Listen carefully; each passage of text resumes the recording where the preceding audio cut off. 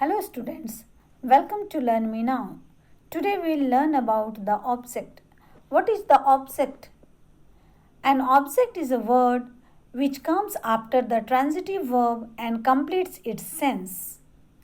Object जो predicate का एक पार्ट होता है, यह एक ऐसा वर्ड होता है जो ट्रांजिटिव वर्ब के बाद आता है और उसके मीनिंग को कंप्लीट करता है। ट्रांजिटिव वर्ब के बाद ऑब्जेक्ट का होना बहुत आवश्यक है। See the example, Rohan pledge cricket. यहाँ रोहन सब्जेक्ट है, प्लेज उसका वर्ब है एंड क्रिकेट उसका ऑब्जेक्ट है।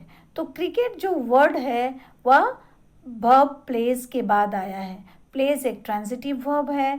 अगर हम कहते हैं रोहन प्लेज, वह खेलता है, तो वह क्या खेलता है, उसके इस क्या का जवाब देने के लिए ऑब्जेक्ट क्रिकेट का यूज़ किया गया है कि रोहन क्रिकेट खेलता है।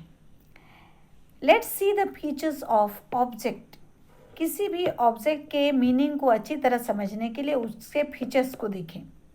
An object can be noun, pronoun, noun phrase और noun clause. कोई भी ऑब्जेक्ट नाउन हो सकता है, प्रोनाउन हो सकता है, नाउन फ्रेज हो सकता है या फिर नाउन क्लॉज हो सकता है। See the example, the boy broke the glass. The glass यहाँ नाउन है जो ऑब्जेक्ट का काम कर रहा है। She called him. Him is the pronoun here जो ऑब्जेक्ट का काम कर रहा है। She collected the broken glass. The broken glass noun phrase है जो ऑब्जेक्ट का काम कर रहा है। Rani says that the glass is broken. That the glass is broken एक क्लॉज है, नाउन क्लॉज है जो ऑब्जेक्ट का काम कर रहा है। It is the person or thing directly or indirectly affected by the action of the verb. Object कोई पर्सन हो सकता है या कोई वस्तु हो सकता है जिस पर भी किसी भी वर्ब का जो एक्शन होता है उसका डायरेक्ट या इनडायरेक्ट इफेक्ट पड़ता है। See the example, she bought a gift. उसने एक गिफ्ट खरीदा। उसने क्या खरीदा? एक गिफ्ट खरीदा। तो a gift is the object here. How to determine the object in a sentence. किसी भी सेंटेंस में हम ऑब्जेक्ट को कैसे पहचानेंगे, कैसे जानेंगे कि ये प्रेडिकेट का कौन सा पार्ट है। To determine an object first find the verb and ask who और व्हाट कम्स आफ्टर इट और व्हाट इज डायरेक्टली और indirectly affected by the action of the verb.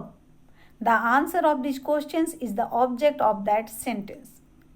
किसी भी सेंटेंस में ऑब्जेक्ट को पहचानने के लिए सबसे पहले हम उस सेंटेंस के वर्ब को ढूंढें।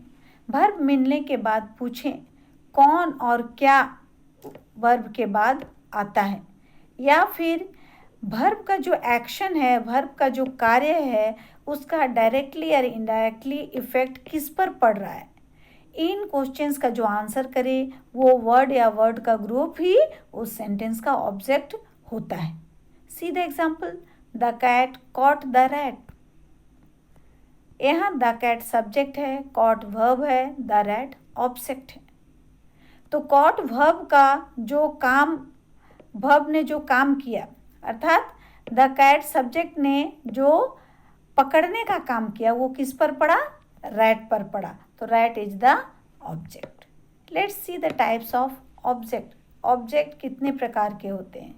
ऑब्जेक्ट दो प्रकार के होते हैं, direct object and indirect object. See the direct object. What is a direct object? A direct object is a person और thing that is directly affected by the action of the verb. तो direct object किसको कहते हैं? जैसे कि इसका नाम है डायरेक्ट, मतलब वर्ब का जो एक्शन है उसका असर जिस किसी व्यक्ति या वस्तु पर डायरेक्टली पड़ता है, सीधे तौर पर उसका इफेक्ट पड़ता है, उसको हम डायरेक्ट ऑब्जेक्ट कहते हैं। The direct object receives the action of the verb directly. अर्थात डायरेक्ट ऑब्जेक्ट जो है वर्ब के एक्शन को सीधे तरीके से ग्रहण करता है, रिसीव करता है। See the example, she bought a gift, उसने खरीदा, क्या खरीदा, एक गिफ्ट खरीदा। मतलब उसके खरीदने का जो काम था उसका सीधा असर किस पर पड़ा, गिफ्ट पर पड़ा। Indirect object, what is an indirect object? An indirect object is a person और thing that the action is done to, for और फ्रॉम। इनडायरेक्ट ऑब्जेक्ट वो होता है जो किसी वस्तु या व्यक्ति का नाम होता है और उस पर वर्ब के एक्शन का असर डायरेक्टली नहीं पड़ता है, बल्कि वो जो कार्य हुआ उस पर किया गया, उससे किया गया या उसके लिए किया गया। The direct object usually comes just before the direct object. तो इनडायरेक्ट ऑब्जेक्ट कहाँ होता है, डायरेक्ट ऑब्जेक्ट के ठीक पहले लगाया जाता है। जैसे he gave his mother flowers, उसने दिया, क्या दिया, फ्लावर्स दिया। फ्लावर्स डायरेक्ट ऑब्जेक्ट है, किसको दिया, उसकी मदर को दिया, तो हिज मदर इनडायरेक्ट ऑब्जेक्ट है। The indirect object is the receiver of the direct object. Indirect object जो है वो डायरेक्ट ऑब्जेक्ट का रिसीवर होता है। वर्ब का जो एक्शन डायरेक्ट ऑब्जेक्ट पर पड़ा उसको रिसीव करता है कौन, indirect object. It answers the questions to whom और व्हाट, फॉर हुम और व्हाट, और फ्रॉम हुम और व्हाट। तो इनडायरेक्ट ऑब्जेक्ट इन क्वेश्चंस का आंसर करता है, कौन सा, टू हुम और व्हाट, किसको या किस चीज को, किसको किस चीज के लिए, किस चीज के लिए, किस व्यक्ति के लिए, किस व्यक्ति को या किस व्यक्ति से, इन सारे सवालों के जवाब जो दे वही इनडायरेक्ट ऑब्जेक्ट होता है। For example, he gave flowers to his mother, उसने उसकी माँ को फूल दिए, टू हिज मदर। फ्लावर्स जो डायरेक्ट ऑब्जेक्ट है वो रिसीव कर रहा है कौन, उसकी माँ, to his mother. The mother cooked food for her children, माँ ने खाना बनाया बच्चे के लिए, for her children indirect object है। She learned English from her teacher, she subject है, लर्नड वर्ब है, इंग्लिश डायरेक्ट ऑब्जेक्ट है और from her mother indirect object है।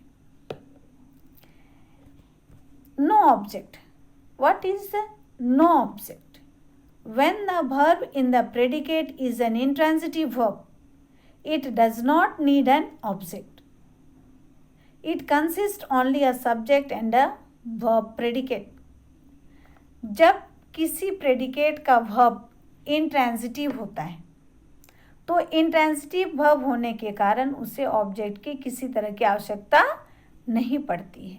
इसमें subject के बाद केवल verb आता है जो प्रेडिकेट का भाग है या यहाँ पर पूरा प्रेडिकेट है। See the example, she smiles, she subject है, स्माइल्स वर्ब है, उसके बाद फुल स्टॉप लग गया, मतलब और कोई वर्ड नहीं है। तो स्माइल्स इंट्रांजिटिव वर्ब है जिसको किसी तरह के ऑब्जेक्ट की कोई आवश्यकता नहीं है, इसीलिए यहाँ पर नो ऑब्जेक्ट लगा है। आपको मेरा ये वीडियो अगर पसंद आया तो इसे लाइक करें और सब्सक्राइब करें, जिससे कि इसके बाद आने वाला जो मेरा वीडियो होगा उसका नोटिफिकेशन आपको मिल जाए। Thank you.